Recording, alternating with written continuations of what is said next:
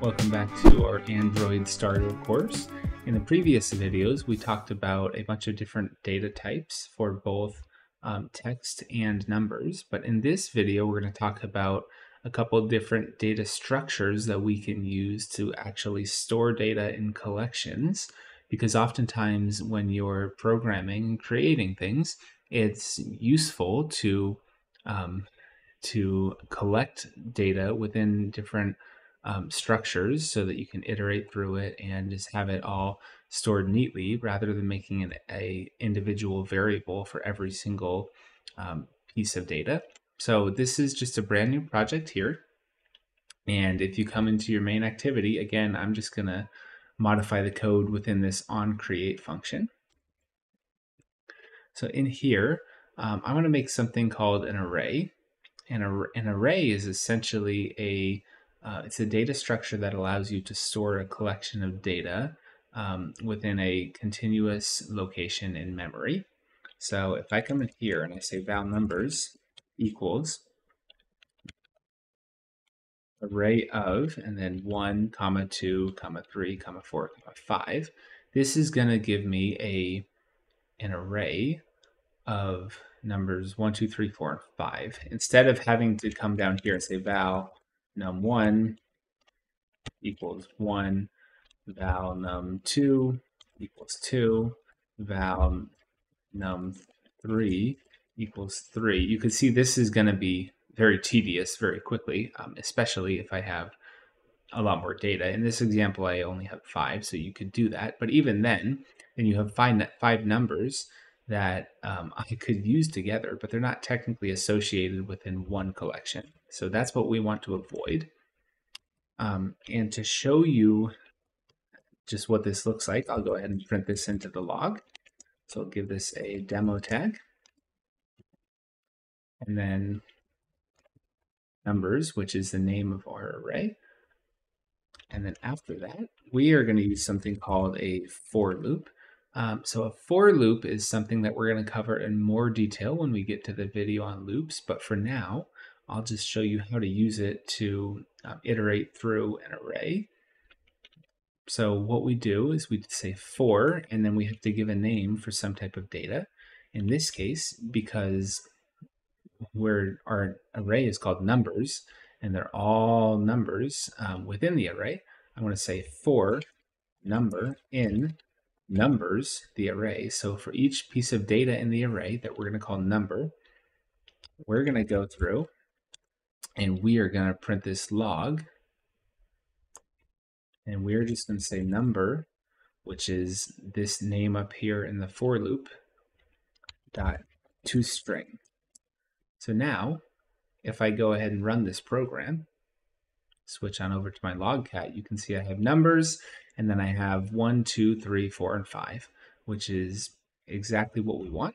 Now you can also change stuff after the fact. So say I have my numbers here, and I wanted to come in and say, well, let's not start at 1. Let's have that 1 be something else. So I can come in and say numbers 0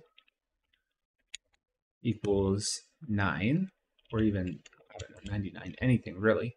And then if I clear this out and run this code again, you can see now that even though I started it with a 1, when I run this program again, because I'm changing it here, it's changing down here to 99 in our output. So this right here, if you use the square brackets after the array name, and then inside of that you put the index, that is going to be, this is going to be called your index operator, and you can change elements within the array. And notice actually that our array is a val. So it's not a var, and even though it's a val, I can still change elements within the array because all of these elements within the array are going to be considered, the array is going to be considered mutable by the compiler, meaning we can change it. So now that we have that, let me just show you a couple different ways that we can modify or create arrays here. Instead, you could do it like this, where you just pass in all of the numbers, just hard type it all out and just pass it all in like that. That's fine. That's one way to do that. Or you can pass it a function. So let's say we want to do all of the odd numbers between 0 and 10. We can come in here and say val odd numbers equals array, and then instead of in the array of, we pass it all the elements that we want to be included as part of the data set. Here, I'm going to pass it the size. So if I'm looking for all of the odd numbers between 0 and 10, I'm going to pass it a size of 5. And then I have to pass it a function after that. So for x, give it the arrow, we're going to do, so for every x in your size 5, and this is going to be essentially this number here is going to be the index of every element. So if we're looking for all of the odd numbers, what I can do is I can say x times 2, and that would give me all of the even numbers, and then I could say x times 2 plus 1. So now if I come down here and I do odd numbers and odd numbers for my printed array, we can clear our log and run that one more time. And now you can see I've got 1, 3, 5, 7, 9, which is in fact all of the odd numbers between 0 and 10. So that's what we want. Another thing I will mention here is this numbers, if you hover over it, is of type array, and then in the caret brackets, you have int, and then down here, again, it's going to be array, and then within the caret brackets, you have int. But Kotlin actually, to boost efficiency at times and to make things a little smoother if you're working in a resource limited environment, like a phone, for example, Kotlin has built-in array types for a lot of the primitive data types like byte, char, short, int, long, boolean, float, and double. So to make a array that's not just type generic array, but of type int array, say val numbers 2 equals int array of 1, 2, 3, 4, 5. So now if I hover over that, you'll see it's type int array instead of type array carets int like this one was. Now the difference between these two, in this case where we're working with only 5 numbers and they're ints, like this is not going to be a huge difference. But if you're working with a huge data set and you have limited RAM and you have limited CPU power, it can be beneficial to use the int array rather than the generic array. So that is how you do arrays in Kotlin. Now, let's say, for example, we have a list of books that we want to store within a collection.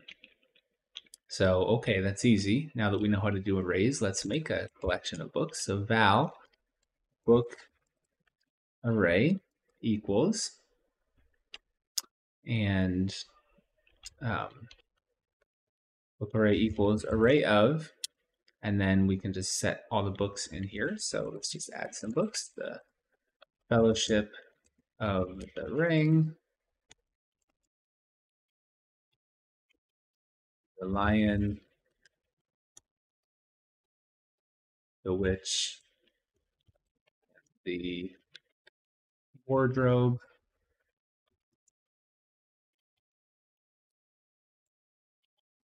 Talking to Strangers, Harry Potter, Sorcerer's Stone,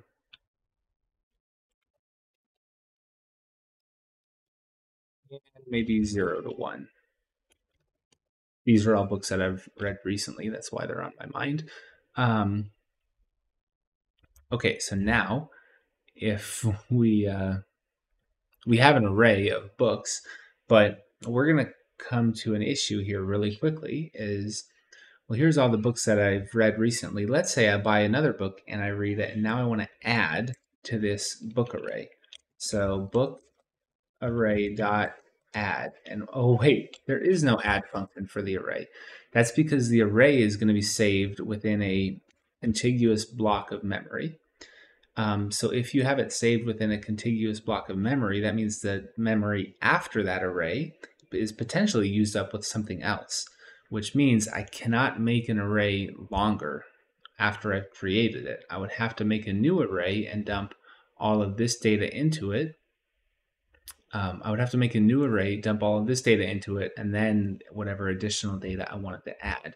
And that is going to not be resource efficient, and that is not going to be what we want to do in this case. There's actually another collection in Kotlin called a list.